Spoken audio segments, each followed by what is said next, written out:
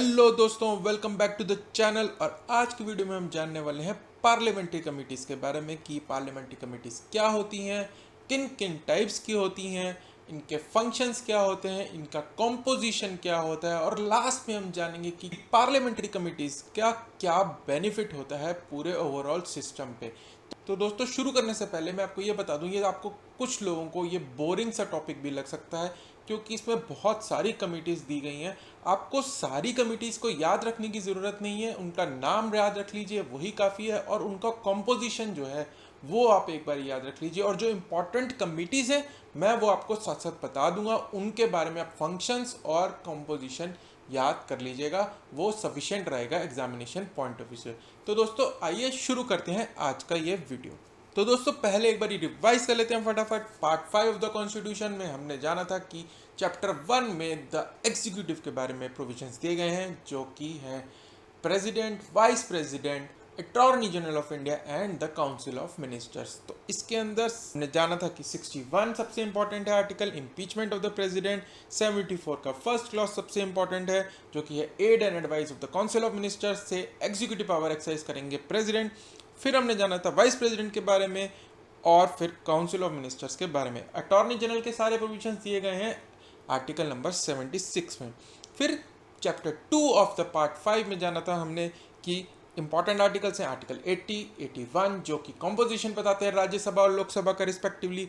Article 105 जो कि privileges of the members of the parliaments दिए गए हैं। आर्टिकल 108 जिसमें जॉइंट सीटिंग का प्रोविजन दिया गया है। और आर्टिकल 110 जो कि मनी बिल क्या होते हैं वो डिफाइन करता है। आर्टिकल 111 में हमने जाना था कि असेंट ऑफ द प्रेसिडेंट कैसे दिया जा सकता है। और लास्टली आर्टिकल 116 में हमने जाना था कि वोट टू अकाउंट क्या होता है और उसका क्या प्रोविजनिंग की गई है हमारे कॉन्स्टिट्यूशन में। तो दोस्तों, आज हम जानेंगे कमिटीज़ के बारे में। तो शुरू करते हैं। तो पार्लियामेंट्री कमिटीज़ होती क्या है? एक्चुअली मॉडर्न इंडिया में जो पार्लियामेंट्री वर्क है वो बहुत सारा होता है, बहुत वेरिड होता है, और अलग अलग टॉपिक के बारे में सारे प्रोविजंस को डिस्कस करना पार्लियामेंट के फ्लोर पे बहुत ज़्यादा डिफिकल्ट होता है। आप ये भी कंसिडर कीजिए कि एडजॉर्न कितनी बार किया जाता है हाउस क्योंकि कोई ना कोई मुद्दे से अपोजिशन प्रोटेस्ट करता रहता है। तो टाइम जो वर्किंग आवर्स हैं पार्लियामेंट के वो बहुत कम रह जाते हैं जिसमें प्रोडक्टिव वर्क हो सके, प्रोडक्टिव डिस्कशन हो सके। तो इस वजह से बहुत सारा वर्क जो है ये पार्लियामेंट का ये शिफ्ट कर दिया गया है कुछ पार्लियामेंट्री कमिटीज़ को, जो कि अपनी फील्ड में उस टॉपिक पे वर्क करती हैं और अपनी रिपोर्ट सबमिट कर देती हैं पार्लियामेंट को, जो इम्पोर्टेंट मुद्दे हैं उस पे, और अपना व्यू भी दे देती है। तो उस रिपोर्ट को डिस्कस करके जो डिसीजन है पार्लियामेंट के फ्लोर पे बहुत जल्दी से लिया जा सकता है। इस वजह से पार्लियामेंट्री कमिटीज़ को बनाया गया था कि जाकि फास्ट ट्रैक हो सके पार्लियामेंट्री वर्क और उसको डिस्ट्रीब्यूट किया जा सके। तो क्योंकि लॉ बनाना पार्लियामेंट का काम है, तो जनरली जो मेंबर्स हैं इस कमिटीज़ के, ये दोनों हाउसेस के जो मेंबर्स हैं उनमें से ही चुने जाते हैं। या तो उन्हें इलेक्ट किया जाता है या स्पीकर या चेयरमैन ऑफ राज्यसभा वो नॉमिनेट कर देते हैं मेंबर्स इन कमिटीज़ में। और वो कमिटी जो बनती है वो फिर एक पर्टिकुलर फील्ड में काम करती है, अपनी रिपोर्ट सबमिट करती है पार्लियामेंट के हाउसेस को। इन पे फिर जल्दी डिसीजन लिया जा सकता है। ठीक है, जैसे कि मैंने बताया, ये इलेक्टेड है या अपॉइंट कर जा सकती हैं या नॉमिनेशन से हो सकती हैं। और मेंबर्स कौन होंगे? जो मेंबर्स ऑफ द हाउसेज हैं राज्यसभा और लोकसभा के। ठीक है, तो उनसे मिलके बनाई जाती हैं ये कमिटीज़। अब टाइप्स ऑफ कमिटीज़ में आ जाते हैं। दो तरीके की कमिटीज़ हैं बेसिकली, स्टैंडिंग कमेटी जो कि परमानेंट इन नेचर है, और एडहॉक कमेटी जो कि एक पर्टिकुलर टॉपिक या सिचुएशन जो अराइज हो गई है उसको जज करने के लिए बनाई जाती है। तो स्टैंडिंग कमिटीज़ तीन तरीके की हैं: financial committees, other standing committees and department related standing committees. इसमें से सबसे इंपॉर्टेंट है फाइनेंशियल कमिटीज, जो कि तीन कमिटीज हैं, वो आपको याद कर लेनी है, उनका कॉम्पोजिशन और फंक्शन। सबसे ज़्यादा क्वेश्चन फाइनेंशियल कमिटीज से ही पूछे जाते हैं।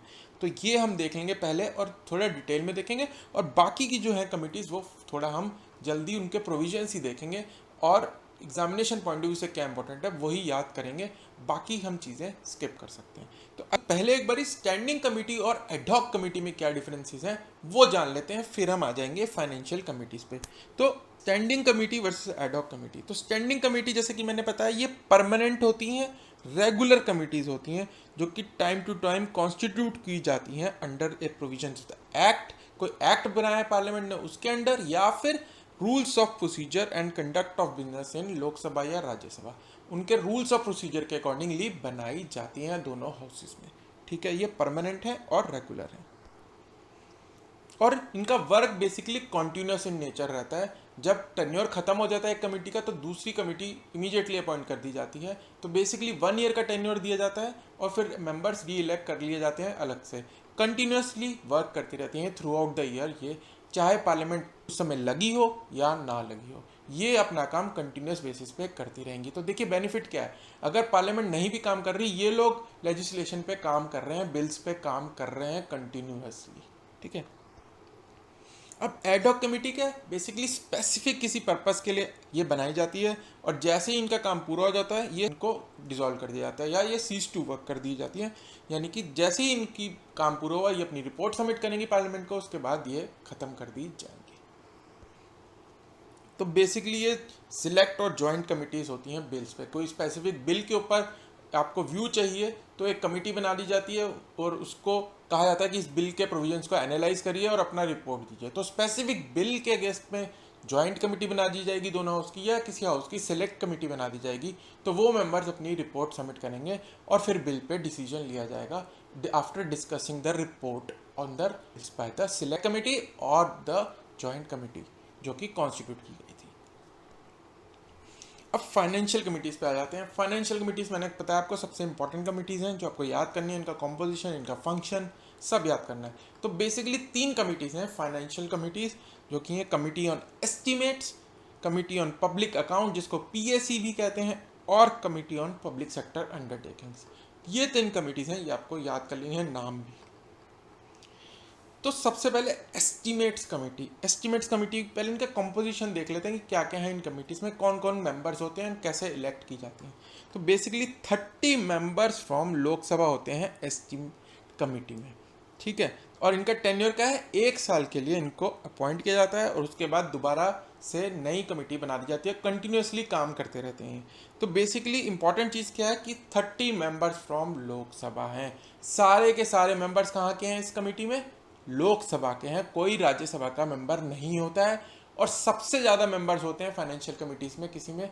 तो क्वेश्चन ऐसा आ चुका है कि which of this committees has the highest number of members, तो 30 मेंबर्स हैं एस्टिमेट्स कमेटी में। ठीक है, और इनको इलेक्ट करा जाता है तो इलेक्शन से होती है इन लोकसभा, क्योंकि लोकसभा के मेंबर्स हैं सिर्फ। और प्रोपोर्शनल रिप्रेजेंटेशन, तो ये पार्टी की जितनी रिप्रेजेंटेशन है लोकसभा में, जितनी सीट्स मिली हुई हैं उस हिसाब से प्रोपोर्शनली इनकी सीट्स अलॉट की जाती हैं डिफरेंट पार्टीज को। ठीक है, तो प्रोपोर्शनल रिप्रेजेंटेशन से इलेक्ट होते हैं, और मिनिस्टर इनका मेंबर नहीं बन सकता। जो भी सेंट्रल मिनिस्टर है वो इस कमेटी का मेंबर नहीं बन सकता है। ठीक है, तो ये है इसका कॉम्पोजिशन। फिर आती है पब्लिक अकाउंट्स कमेटी यानी पीएसी, यानी कि इसमें कितने मेंबर्स हैं, 22 मेंबर्स हैं, जिसमें से कि 15 जो हैं वो लोकसभा के हैं और 7 जो हैं राज्यसभा के। ठीक है, और इसका टेन्योर भी क्या होता है, 1 ईयर के लिए होता है, और ये भी इलेक्ट की जाती है बाय प्रोपोर्शनल रिप्रेजेंटेशन, और मेंबर इसका मिनिस्टर नहीं बन सकता। ठीक है, और बाय कन्वेंशन जो मेंबर ऑफ अपोजिशन है वो चेयरमैन होता है इस कमेटी का। ठीक है, तो ये कन्वेंशन है, रूल नहीं है, हार्ड एंड फास्ट रूल नहीं है जनरली, पर किसी ऑपोजिशन के बंदे को ही इस कमेटी का हेड बनाया जाता है या चेयरमैन बनाया जाता है। ठीक है, lastly committee on public sector undertakings, इसमें भी 22 मेंबर्स होते हैं, 15 मेंबर लोकसभा के, 7 मेंबर राज्यसभा के, 1 साल के लिए कॉन्स्टिट्यूट होती है, और इसमें भी इलेक्शन ही होते हैं दोनों हाउसेज में प्रोपोर्शनल रिप्रेजेंटेशन से, और मिनिस्टर मेंबर नहीं हो सकते, और चेयरमैन जो होता है वो लोकसभा का मेंबर होता है। ठीक, ये हैं 3 फाइनेंशियल कमिटीज़, ये इंपॉर्टेंट है, ये आप स्क्रीनशॉट ले सकते हैं इनका, मेंबर्स क्या कॉन्स्टिट्यूशन होता है और कैसे इनको इलेक्ट किया जाता है, ये इंपॉर्टेंट है। ठीक है, तो आप इसमें भी एक चीज़ देख सकते हैं कि लोकसभा की प्राइमेसी है, लोकसभा के एक तो ज़्यादा मेंबर्स हैं, और एस्टीमेट कमेटी में तो राज्यसभा के मेंबर्स ही नहीं लेते।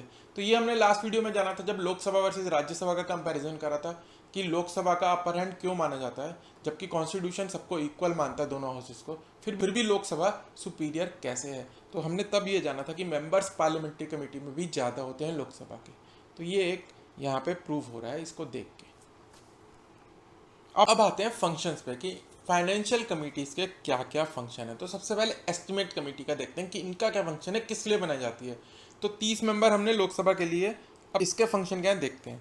Examine the budget estimates and report what economies improvements in organisation efficiency consistent with the policy underlying the estimate में बी इफेक्टिव। तो ये बजट के जो एस्टिमेट गवर्नमेंट पेश करती है, जो ले डाउन करती है on the table of the Lok Sabha, उनको एग्जामिन करती है कि ये एस्टिमेट्स कैसे हैं, ये ठीक हैं, और इनको इम्प्रूव कैसे करा जा सकता है, इनके अंदर एफिशिएंसी कैसे लाई जा सकती है स्पेंडिंग के अंदर, वो सब ये देखती है कमेटी। तो बेसिकली एस्टिमेट से एस्टिमेट्स को ही ये करती है मॉनिटर, उनको एनालाइज करती है और उनमें एफिशिएंसी और इम्प्रूवमेंट कैसे लाई जाती है ये बताती है एस्टिमेट्स कमेटी। ठीक है, तो ये फिर इट ऑल्सो सजेट्स ऑल्टरनेट पॉलिसी, जैसे कि बताया हमने, एफिशिएंसी और इकोनॉमी कैसे लाई जा सकती है बजट के एस्टिमेट में, इंप्रूवमेंट्स कैसे लाई जा सकती है, कॉस्ट कटिंग कैसे हो सकती है विदाउट अफेक्टिंग द आउटकम, ये भी ये रेकमेंड करेगी। ऑल्टरनेटिव पॉलिसीज रेकमेंड करती है पार्लियामेंट को, और ये बताती है कि जो मनी गवर्नमेंट ने एस्टिमेट्स में दी है वेदर वो लिमिट्स ऑफ द पॉलिसी के अंदर है कि नहीं है, जो स्टेट बोल रही है उसकी लिमिट में है कि नहीं है, ये भी बताती है एस्टिमेट्स कमेटी। और lastly suggest the form in which estimate shall be presented to the parliament. ये फॉर्म बताती है किस तरह से प्रेजेंट करने चाहिए सरकार को अकाउंट्स ऑफ द गवर्नमेंट, वो भी ये बताती है। अब आ जाते हैं अगले पे, पब्लिक अकाउंट्स कमेटी। ये भी बहुत इंपॉर्टेंट है पब्लिक अकाउंट्स कमेटी। इसके फंक्शन क्या है? Examine the statement of accounts and annual financial accounts of the government. जो गवर्नमेंट के अकाउंट्स हैं, एनुअल फाइनेंशियल अकाउंट जो पेश करती है गवर्नमेंट, वो भी ये एग्जामिन करती है। तो बेसिकली एस्टिमेट्स कमेटी का एग्जामिन करती है एस्टिमेट्स कि फ्यूचर में जो गवर्नमेंट स्पेंडिंग करने वाली है, फ्यूचर में जो टैक्सेशन प्रोविजन है उसको करती है एस्टिमेट्स कमेटी एनालाइज। और अकाउंट्स कमेटी क्या करेगी? जो अकाउंट ऑलरेडी हो चुका है, स्पेंडिंग टैक्सेशन से पैसा आ चुका है, जो बोरिंग कर चुकी है गवर्नमेंट, वो एग्जामिन करती है एक अकाउंट्स कमेटी। ठीक है, और ये सीएजी से असिस्ट होती है। सीएजी क्या है? Controller auditor general of India. तो ये बेसिकली सीएजी काम करती है, उसके साथ मिलके ये गवर्नमेंट के अकाउंट्स को एग्जामिन करती है कमेटी। और ये क्या इंश्योर करती है? ये इंपॉर्टेंट है। क्या इंश्योर करेगी? जो पैसा गवर्नमेंट ने कहा था बजट में कि हम इतना स्पेंड करेंगे, पिछले साल कहा था, वो वेदर गवर्नमेंट की पॉलिसी के हिसाब से सही तरह स्पेंड हुआ है या नहीं हुआ है, ये एग्जामिन करती है। तो बेसिकली जिस चीज़ के लिए पार्लियामेंट ने पैसा दिया था गवर्नमेंट को, वेदर वो पैसा यूज हुआ है उसी दिशा में कि नहीं, ये इंश्योर करना काम है पब्लिक अकाउंट्स कमेटी का। ठीक है, ये वेस्ट और लॉस जो है उस पर भी ध्यान देती है कि गवर्नमेंट ने कहाँ वेस्टेज कर दी, कहाँ ज़्यादा स्पेंडिंग कर दी, वो सब भी ये रिपोर्ट करती है। और ये statement of accounts state corporations की, ट्रेडिंग एंड मैन्युफैक्चरिंग स्कीम्स की, प्रोजेक्ट्स की, autonomous and semi autonomous bodies की भी ये चेक करती है, एनालाइज करती है और अपनी रिपोर्ट देती है। ठीक है, तो बेसिकली पीएससी जो है वो जो हो चुके हैं स्पेंडिंग उसको एनालाइज करेगी, और एस्टिमेट कमेटी जो एस्टिमेट दिए हैं फ्यूचर के लिए उनको एग्जामिन करेगी। ये बेसिक डिफरेंस है दोनों में। फिर आती है कमिटी ऑन पब्लिक अंडरटेकिंग। ये बेसिकली पीएसयू अकाउंट्स के एनालिसिस करती है, यानी कि examine and reports accounts of public sector undertaking. या पीएसयूज जो हैं गवर्नमेंट के, क्योंकि गवर्नमेंट जो है वो बड़ा काम ये नहीं है कि वो अपनी कंपनियां खोले, उसके अंदर पैसा कमाए। तो जो गवर्नमेंट ने जहाँ जहाँ इन्वेस्ट कर रखा है पीएसयूज के अंदर, वो वेदर एफिशिएंटली हो रहा है यूज़ उस पैसे का कि नहीं, वो देखना काम है committee on public sector undertaking. ठीक है, तो सीएजी की रिपोर्ट्स भी देखती है पब्लिक सेक्टर अंडरटेकिंग्स की और उनको एनालाइज करती है, और वेदर साउंड प्रिंसिपल्स हैं बिजनेस के, उसके अकॉर्डिंग वेदर रन हो रहे हैं पीएसयूज की नहीं, ये भी देखती है कि मैनेजमेंट उनकी सही तरह काम कर रही है नहीं कर रही, वेदर वो बिजनेस के प्रिंसिपल्स को फॉलो कर रही है नहीं कर रही, ये सब देखना काम है committee on public sector undertaking या कमिटी ऑन पब्लिक अंडरटेकिंग। ठीक है, तो ये थी हमारी 3 फाइनेंशियल कमिटीज। बहुत आसान है, कुछ मुश्किल नहीं है अभी तक, सिर्फ हमने नाम याद रखने और कॉम्पोजिशन याद रख लेना। फंक्शन तो नाम से ही पता चल रहे हैं हमें तीनों के क्या फंक्शंस हैं। ठीक है, अगला है department related standing committee, DRSC। अब ये क्या चीज़ है? तो बेसिकली क्या करा है गवर्नमेंट ने, 24 कमिटीज़ बना दी हैं डिपार्टमेंट से रिलेटेड या मिनिस्ट्री से रिलेटेड। अब कुछ डिपार्टमेंट्स को कंबाइन कर दिया है, कुछ मिनिस्ट्रीज़ को कंबाइन कर दिया है, एक कमेटी बना दी है उनकी। और उन कमिटीज़ का क्या काम है? बेसिकली बिल्स हैं पर्टिकुलर मिनिस्ट्री के, या फिर कोई रेजोल्यूशंस हैं कुछ पर्टिकुलर मिनिस्ट्री के, उनके डिमांड ऑफ ग्रांट्स जो वो पुट अप कर रहे हैं बजट के लिए, उन सबको एनालाइज करती है उस पर्टिकुलर डिपार्टमेंट या मिनिस्ट्री से रिलेटेड। तो गवर्नमेंट ने 24 कमिटीज़ बनाई गई हैं ऐसी, जो कि कंटिन्यूसली वर्क करती हैं थ्रू आउट द ईयर। तो ये भी स्टैंडिंग कमिटीज़ हैं, और इसमें से जो 16 कमिटीज़ के चेयरमैन है वो लोकसभा का मेंबर होता है, और 8 कमिटीज़ का चेयरमैन राज्यसभा का मेंबर होता है। मेंबर्स दोनों में दोनों हाउसेस से होते हैं, पर चेयरमैन 16 कमिटीज़ का लोकसभा का हेड होगा, लोकसभा का मेंबर होगा, और 8 कमिटीज़ का राज्यसभा का मेंबर होगा। ठीक है, तो बेसिकली मैक्सिमम इसमें 31 मेंबर हो सकते हैं किसी भी कमेटी में, मैक्सिमम 31। एस्टिमेट कमेटी में 30 थे, इसके अंदर मैक्सिमम 31 हो सकते हैं, इससे कम भी हो सकते हैं। इसमें से 21 जो मेंबर हैं वो लोकसभा के होंगे, और 10 मेंबर्स वो राज्यसभा के होंगे, जो कि नॉमिनेट किए जाएंगे स्पीकर और चेयरमैन द्वारा रिस्पेक्टिवली। यानी कि इसमें कोई इलेक्शन का प्रोविजन नहीं है, सीधा नॉमिनेशन होगी, और कितने, 21 लोकसभा के और 10 राज्यसभा के। तो इसमें भी आप देख सकते हैं सुप्योरिटी किसकी है, लोकसभा की, क्योंकि उसके ज़्यादा मेंबर्स हैं जो कि इस कमिटीज़ में जा रहे हैं। Minister not to be member, इस केस में भी जैसे कि फाइनेंशियल कमिटीज में था, कोई भी मिनिस्टर इसका मेंबर नहीं बन सकता है। ठीक है, और ये एक मेंबर जो है वो 1 साल के लिए नॉमिनेट किया जाता है, और अगले साल दोबारा उसके अंदर नए मेंबर्स को नॉमिनेट कर दिया जाता है। अब फंक्शंस देख लेते हैं। तो मैंने जैसे बताया डिमांड ऑफ ग्रांट्स, जो कि हमने बजट वाले वीडियो में देखा था कि जो मिनिस्ट्रीज हैं अपने डिमांड्स पेश करती हैं बजट से पहले कि हमें इतना पैसा चाहिए होगा आने वाले साल में अपनी स्कीम्स को इम्प्लीमेंट करने के लिए, तो वो डिमांड ऑफ ग्रांट्स को एनालाइज करती हैं ये कमिटीज़ की, वेदर वो सही भी हैं कि नहीं, इतना पैसा चाहिए भी होगा उस मिनिस्ट्री को कि नहीं, ये सब एनालिसिस करती है DRSC उस पर्टिकुलर मिनिस्ट्री से जो रिलेटेड है। कुछ बिल्स लाती हैं मिनिस्ट्रीज, तो उन मिनिस्ट्रीज को वो ड्राफ्ट, जैसे कि हमने जाना था, लॉ मिनिस्ट्री से मिलकर करती हैं, पर उनको एग्जामिन करना कि उनके प्रोविजन सही हैं कि नहीं, कितने वैलिड हैं वो, उन सब को एनालिसिस करती है डिपार्टमेंटल स्टैंडिंग कमिटीज़, और अपनी रिपोर्ट भी देती हैं ये पार्लियामेंट में जब वो बिल इंट्रोड्यूस किया जाता है पार्लियामेंट में। और एनुअल रिपोर्ट्स भी मिनिस्ट्रीज और डिपार्टमेंट की ये एनालिसिस करती हैं पर्टिकुलर डिपार्टमेंटल कमेटी। और लास्टली ये देखती हैं कि जो मिनिस्ट्री काम कर रही है वो लॉन्ग टर्म जो विजन है, नेशनल लॉन्ग टर्म विजन है हमारी गवर्नमेंट की, वेदर उसकी लाइन में है कि नहीं, कि जो काम कर रहे हैं वो आउट ऑफ सिंक नहीं है हमारी नेशनल विजन से, नेशनल पॉलिसी से।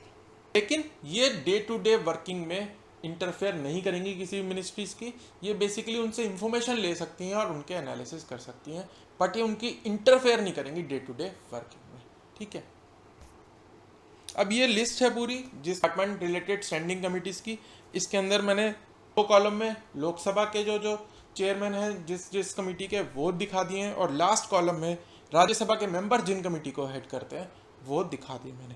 तो agriculture, defence, external affairs, finance, labour, railways, ये सब लोकसभा के मेंबर्स हेड करते हैं इन्हें, और affairs, commerce, human resource, industry, इन सब को करते हैं हेड राज्यसभा के मेंबर्स। तो इनके नाम इंपॉर्टेंट है, बस आप एक बार देख लीजिए, पर ये 24 होती हैं, ये याद रख लीजिए, सारे याद करने आपको ज़रूरत नहीं है नाम, तो देख लीजिए एक बार ओवरव्यू कि क्या क्या होती हैं, कौन कौन से मिनिस्ट्री से रिलेटेड है। 24 होती हैं, 31 मेंबर्स होते हैं, 21 लोकसभा के, 10 राज्यसभा के, बस ये याद करना काफ़ी है। अब आते हैं अदर स्टैंडिंग कमिटीज़। अब ये बहुत सारी हैं, इनमें सिर्फ आप नाम से ही आपको पता चल जाएगा कि इनका फंक्शन क्या है, बस नाम याद कर लीजिए इंपॉर्टेंट। मेंबर्स आप देख लीजिए, कुछ कुछ के ज़्यादातर सेम ही है सबके, और ज़्यादातर नॉमिनेटेड ही रहते हैं मेंबर्स। ये देख लेते हैं फटाफट से। तो पहली है बिजनेस एडवाइजरी कमेटी। ऐसी कमेटी सेम राज्यसभा में भी होती है, लोकसभा में भी होती है। 15 मेंबर्स होते हैं इसके अंदर, और जो स्पीकर है वो ही खुद मेंबर भी होता है और चेयरमैन भी होता है इन कमेटी का। ठीक है, तो बिजनेस एडवाइजरी कमेटी का काम क्या है, ये रेकमेंड करती है कि कितना टाइम दिया जाना चाहिए डिस्कशन के लिए, किस बिल को या किस मुद्दे पे कैसे प्रोसीजर होना चाहिए, डे टू डे वर्किंग होनी चाहिए उस हाउस की, तो वो एडवाइजरी करती है ये बिजनेस एडवाइजरी कमेटी। तो नाम से ही पता चल रहा है बिजनेस एडवाइजरी, कि हाउस का बिजनेस कैसे कैरी होना है उसकी एडवाइस करनी है। तो 15 मेंबर्स होंगे और एक ही हाउस के होंगे, हर हाउस की अलग अलग है ये। ठीक है, तो लोकसभा में लोकसभा का बिजनेस कैसे कैरी फॉरवर्ड करना है तो लोकसभा के मेंबर ही बताएंगे। 15 मेंबर हैं, नॉमिनेट होंगे। ठीक है, कमिटी ऑन प्रिविलेजेस, तो हमने आर्टिकल 105 में जाना था कि कुछ प्रिविलेजेस हैं एमपीज के, और पार्लियामेंट के ओवरऑल। तो ये सेम कमेटी बनाई गई है दोनों हाउसेज में अलग अलग। इसमें भी 15 मेंबर्स हैं nominated by speaker and the chairman respectively.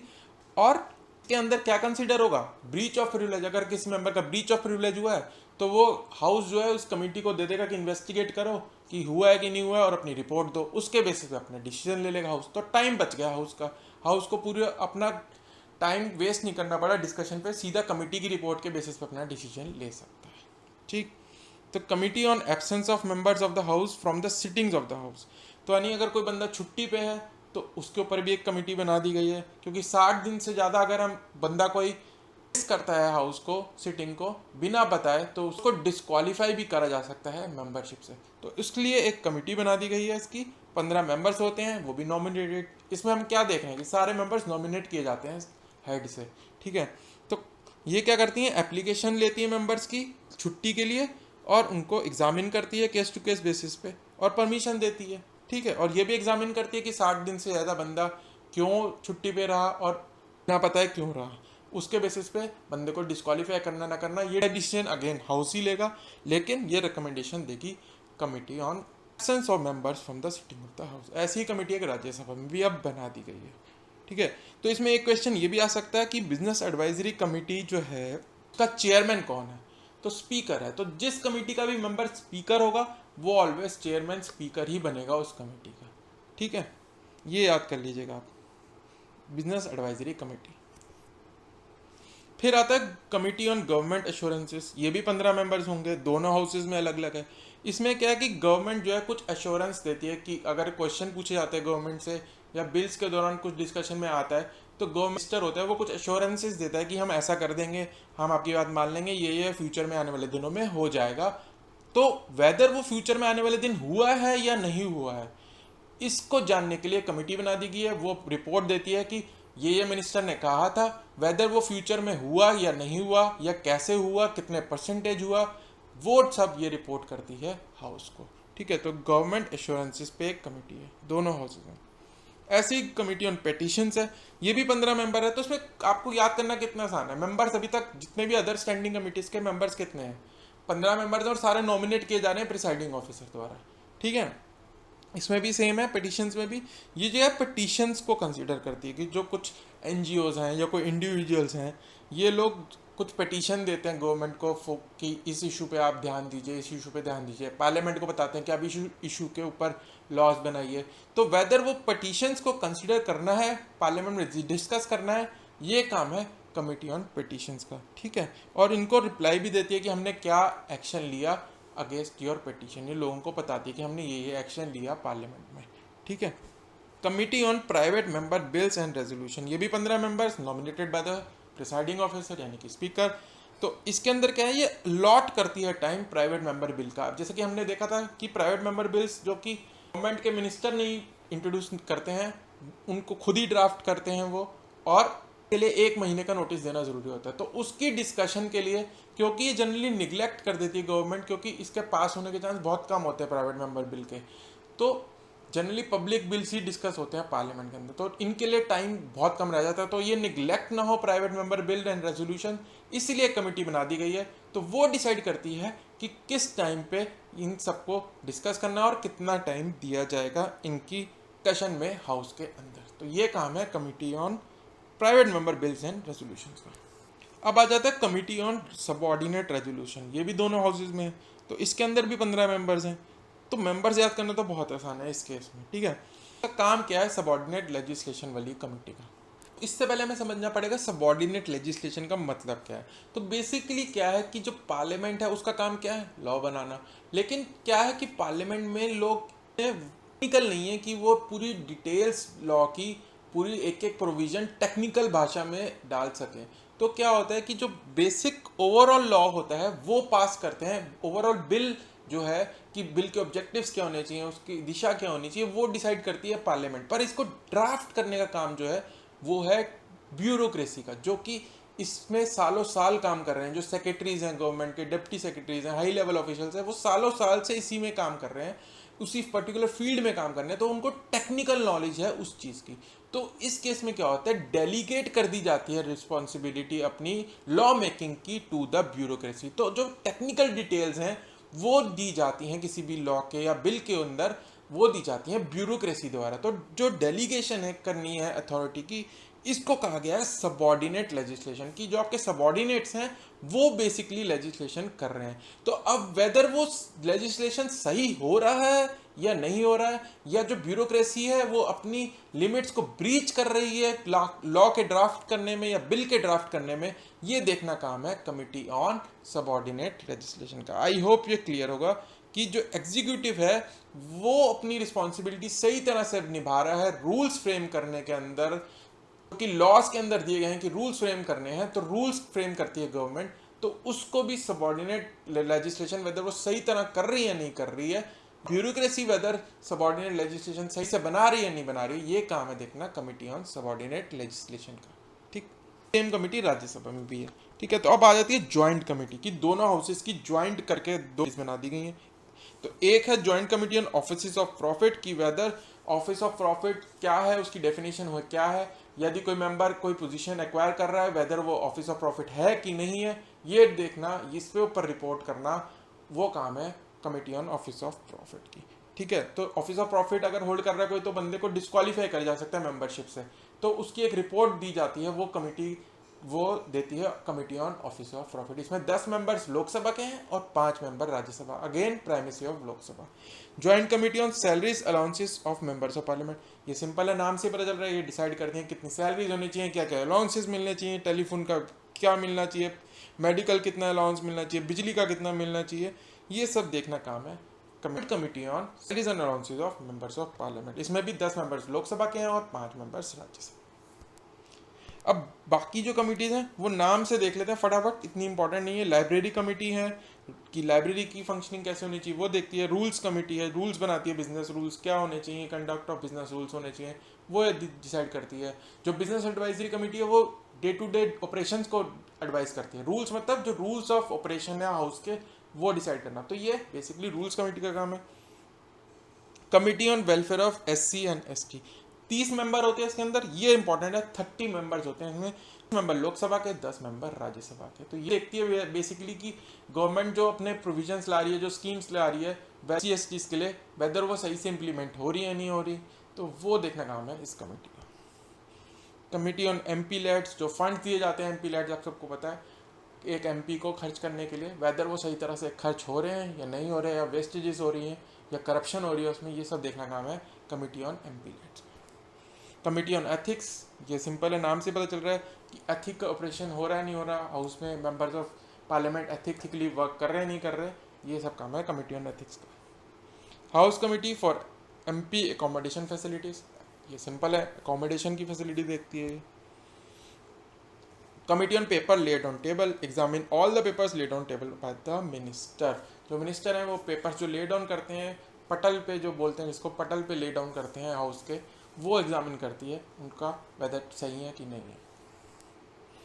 और lastly committee on empowerment of women, इसमें भी 30 मेंबर्स हैं और इसमें 20 लोकसभा के और 10 राज्यसभा के। ये भी देखती है कि वेदर जो प्रोविजंस हैं वेलफेयर ऑफ वुमेन के लिए, एम्पावरमेंट ऑफ वुमेन के लिए, गवर्नमेंट उसकी दिशा में काम कर रही है नहीं कर रही है, और क्या इंप्रूवमेंट्स हो सकती हैं गवर्नमेंट की फंक्शनिंग में। ठीक, बेसिकली इनके आप नाम से ही आपको पता चल रहा है कि क्या काम कर रही हैं। बेसिकली मेंबर्स इसमें आप देख लीजिए, जिसमें ज़्यादा हैं SC/STs वाली और वुमेन वाली कमेटी में, तो ये आप याद कर लीजिएगा, इसमें यही इंपॉर्टेंट है बस। अब एक बार देख लेते हैं हमने क्या क्या याद करा अभी तक, क्या क्या सीखा है इस वीडियो में। A minister is not eligible for election, किन किन केसेस में नहीं होता। पहला, फाइनेंशियल कमेटी का मेंबर नहीं हो सकता, डिपार्टमेंट रिलेटेड स्टैंडिंग कमेटी का मेंबर नहीं हो सकता, और committees on empowerment of women का नहीं हो सकता, गवर्नमेंट एश्योरेंसेस का नहीं हो सकता, पिटीशन का नहीं हो सकता, सबऑर्डिनेट लेजिस्लेशन का नहीं हो सकता, और SC/STs वाली वेलफेयर कमेटी का नहीं हो सकता। ये 5 स्टैंडिंग कमिटीज में मिनिस्टर मेंबर नहीं हो सकता, ये आपको याद कर। एडहॉक कमिटीज, लास्टली जो लास्ट टॉपिक है आज की हमारी डिस्कशन का, एडहॉक कमेटी। एडहॉक कमेटी जैसे कि मैंने बताया एज पर नीड अपॉइंट की जाती है। जब कोई स्पेशल इशू आ जाता है उसके ऊपर एक रिपोर्ट मांगी जाती है, कमेटी को रेफर कर दिया जाता है, एक सिलेक्ट बिल को, एक कोई बिल आता है उसको रेफर कर दिया जाता है एक सिलेक्ट या जॉइंट कमेटी को। ठीक है, तो जैसे ही वो अपना टास्क पूरा करती हैं एक रिपोर्ट देती हैं हाउस को, और फिर उनको उनकी वर्किंग सीज कर दी जाती है। तो कॉमन एडहॉक कमिटीज क्या है, सिलेक्ट कमेटी या फिर joint committee of both the houses. तो एक पर्टिकुलर बिल पे रिकमेंडेशन देती हैं अपनी स्पेसिफिक मैटर में इंक्वायर करती है। इनका एग्जाम्पल है railway convention committee, joint JPC to examine matters related to allocation and pricing of telecom licences and spectrum. तो बेसिकली एग्जाम्पल लिए मैंने तो जो कि ज्वाइंट कमेटी, एडहॉक कमेटी के एग्जाम्पल चाहिए। अब आती है कंसल्टिव कमिटीज। ये हमने देखा नहीं था टाइप्स ऑफ कमेटी में, तो बेसिकली ये जस्ट एक्स्ट्रा मैं आपको दे रहा हूँ। कंसल्टिव कमिटीज क्या होती हैं? कंसल्टिव कमेटी क्या है? मिनिस्ट्री ऑफ पार्लियामेंट्री अफेयर्स ने कुछ कमेटी बना रखी है मेंबर्स ऑफ बोथ हाउसेस की, और उसके अंदर ये किस लिए बनाई गई है? दोनों हाउसेस के मेंबर्स को मिलेगा कि जाके उनके बीच में कॉन्टैक्ट हो और आपस में डिस्कशन हो। बेसिकली भाईचारा बढ़ाने के लिए, उनकी नॉलेज शेयरिंग के लिए ये कमिटीज़ बनाई गई है। कंसल्ट करने के लिए, आपस में दोनों हाउसेस के बीच में कॉन्टैक्ट को प्रमोट करने के लिए बनाई गई है। ये हर मिनिस्ट्री की एक कमेटी बनाई गई है। डिपार्टमेंट रिलेटेड स्टैंडिंग कमेटी बनाई गई है, ये हर मिनिस्ट्री के लिए अलग बनाई गई है। इससे क्या होता है? नॉलेज शेयरिंग होती है। अब बेनिफिट्स देख लेते हैं लास्टली कि बेनिफिट क्या है कमेटी सिस्टम के। पार्लियामेंट्री ओवरसाइट है ऑफ एडमिनिस्ट्रेशन थ्रू DRSC। तो पार्लियामेंट जो है उसको इन्फॉर्मेशन मिलती रहती है बेसिकली अबाउट द डिपार्टमेंट्स, और डिपार्टमेंट रिलेटेड कमिटीज अपनी रिपोर्ट देती हैं। तो बेसिकली ये डिपार्टमेंट को एक तरह से मॉनिटर कर रही हैं, मॉनिटरिंग का काम कर रही हैं डिपार्टमेंट्स के, गवर्नमेंट का। कौन? पार्लियामेंट। और legislative accountability of the executive, ये मैंने आपको बता ही दिया कि लेजिस्लेटर जो है वो एग्जीक्यूटिव को अकाउंटेबल होल्ड कर सकता है थ्रू मैकेनिज्म ऑफ कमिटीज़, क्योंकि सारी डिस्कशन जो है इन कमिटीज़ में होती है। क्वेश्चंस पूछे जाते हैं गवर्नमेंट के एस्टिमेट्स को क्वेश्चन किया जाता है, गवर्नमेंट के स्पेंडिंग को क्वेश्चन किया जाता है, उनकी पॉलिसीज़ को डिपार्टमेंटल कमिटीज़ में क्वेश्चन किया जाता है थ्रू दीज कमिटीज। इसलिए ये अकाउंटेबिलिटी ऑफ एग्जीक्यूटिव को प्रमोट करती है। एक्सपर्ट कमिटीज़ होती हैं क्योंकि मेंबर्स री इलेक्ट होते रहते हैं जनरली कमिटीज़ में, तो ये पर्टिकुलर फील्ड में मेंबर्स एक्सपर्ट बन जाते हैं, उनकी नॉलेज बढ़ जाती है, तो इसलिए इनका फंक्शन और फास्ट होती है, जल्दी काम होता है इन कमिटीज़ में।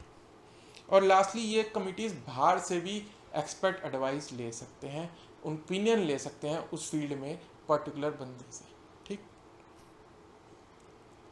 और ये आपको बता चुका हूँ, जब पार्लियामेंट फंक्शन नहीं कर रही है तब भी कमिटीज़ वर्क करती हैं थ्रू आउट द ईयर, तो कंटिन्यूस वर्क होता है, डिस्ट्रप्शन नहीं होती है, और लेजिस्लेटिव वर्क कंटिन्यू रहता है पार्लियामेंट का। दोस्तों ये था आज का हमारा detailed video on the parliamentary committees. इसमें मैंने आपको बताया जो जो इंपॉर्टेंट कमिटीज़ हैं, फाइनेंशियल कमिटीज़, उन सब के बारे में आप याद रखिए, और बाकी एक ओवरव्यू ले लीजिए एग्जामिनेशन पॉइंट ऑफ व्यू से, वो काफ़ी रहेगा। तो दोस्तों मैं आशा करता हूँ ये वीडियो आपको पसंद आया होगा, और आपने यहाँ तक देख ही लिया तो प्लीज़ इसे लाइक कीजिए एंड शेयर कीजिए अपने दोस्तों के साथ, and don't forget to hit the subscribe button and the bell icon, जिससे आने वाली वीडियोस की आपको नोटिफिकेशन मिलती रहे। तो दोस्तों अब हम मिलेंगे अगले वीडियो में, तब तक के लिए bye bye and happy learning.